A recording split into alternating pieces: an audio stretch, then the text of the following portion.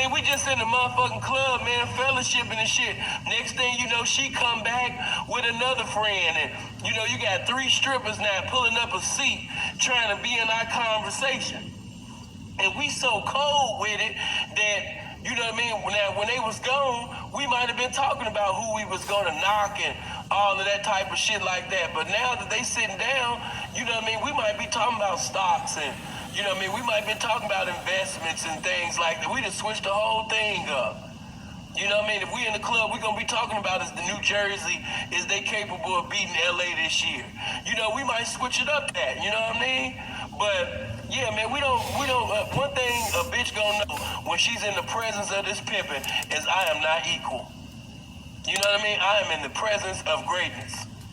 You know, it's been so many times where a pimp just been holeless and doleless, you understand me? But when the bitch was in his presence, she felt like she was in the presence of a fucking billionaire. That's why I told you, man, the pimping's definition of a high-value man is different than you squares. Because I don't have to have no money in my pocket, you know what I mean, to see things the way I see things and feel the way that I feel about myself. I don't need to make, let's just say if I wasn't, you know, checking it, or if I didn't have a bitch, you know what I mean, I'm still gonna be that nigga, and this bitch still gonna have to bow down. Because I'm a man, number one, and then I just so happen to be a cold, heavily pimping motherfucker. So yeah, bitch, you gotta bow the fuck down. Care nothing about your education, how much money you got, how big your booty is, how big your fake booty is, you know, how pretty you is. None of that shit matters when you in the presence of the pimping, bitch. You gotta humble yourself.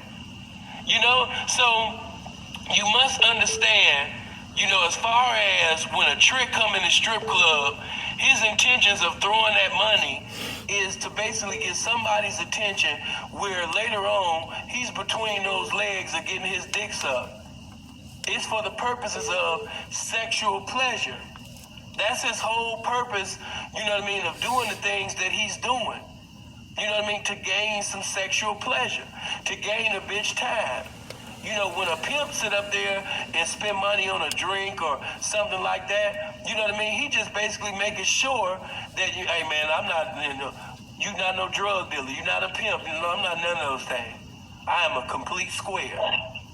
He's conducting himself like a master pimp by conducting himself like a square in a motherfucking environment that if they found out he was a pimp, he would be out of there. But he's speaking volumes with his presence, and he ain't got to say nothing. Every bitch in there want his number. Every bitch in there want to have a conversation with him or them pimps that came in the club. You know what I mean? His presence speaks volumes. He ain't even said nothing. That's a pimp. So did I break it down to you? Because your primary intent when you a trick is the trick.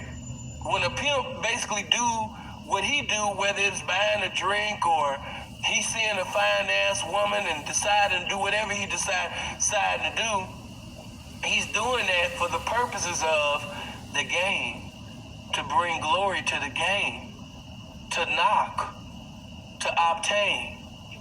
You know what I'm saying? He not about to buy no bitch no Ferrari or all that type of shit, but you know what I mean? If she is a square and I'm endeavoring to introduce the man to her, she might ask me my name. I might tell her my name is Brandon.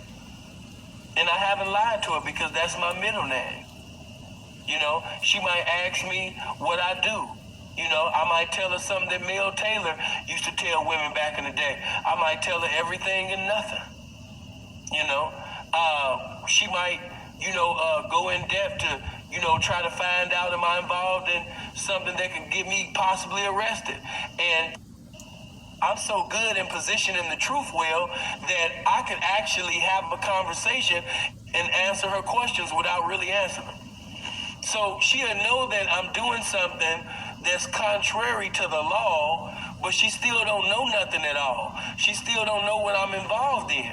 She just know I'm involved in criminality, but she don't know the lifestyle that I'm in totality. She don't know I'm a pimp. She just know that I'm living a lifestyle that's dangerous. No, a pimp cannot pay for a lap dance. You already know that. You've been sitting under this game for years. I hope that was just a question to bring some more game out. But no, pimps do not have lap dances. Pimps do not go to the boom boom room. Pimps do not give a bitch $1,000 or $500 or $100 or $1 or a penny to sit down with a bitch for an interview. Pimps do not pay bitches for interviews. Bitches pay pimps for interviews. So if you ever hear a guy saying, I paid a bitch for her time, like one guy that I know, and I love him dearly, you know what I mean? But I had to cut him up severely, simply because he said something so contrary. He said that he paid for the bitch time.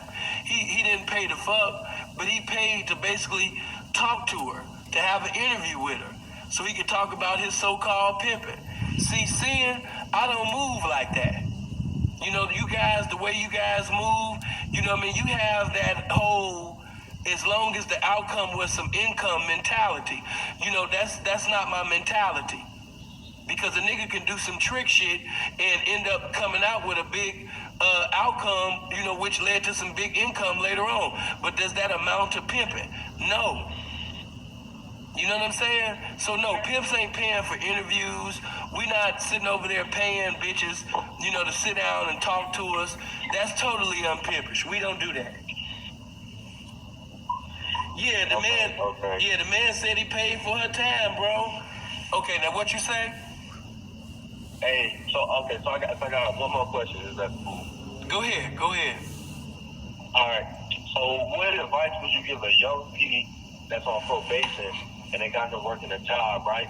So what advice would you give him to keep that energy and to keep his energy cool, like surrounding himself by all that bullshit at work, you know what I mean? Oh, man. The best way that you could talk to a pimp that's on probation or parole and he got a job, you know what I mean? You got to fire his ass up every time you talk to him. You know what I mean? The best conversation that you could give him is to let him, you know what I mean? And just basically seeing, you know what I mean, the manifestation of your pimping, you know, and then letting him know after you tell him, yeah, P, and you know what I mean, this and this and this, and I'm doing it like this, and I'm checking it like this, you know what I mean, and the game is doing this, and the game is doing that, and let him know that you're going to do exactly what I'm doing 10 times once you get off paper. So no matter how many discouraging days you have, hey, man, you know what I mean? What you doing right now, that's temporary. This game, man, that's in you, man, that's eternal, man. You know what I mean? So after you get off paper, you gonna get to the real motherfucking paper, man. You know what I mean? I'm already speaking that shit in existence, P. I thought about you, you know what I mean? I was like, man, you know, my nigga, if he was out here, if he was off of parole, or if he was off of probation, you know what I mean? He would be sitting over there making even a bigger killer. You know, always have something inspirational to say. And always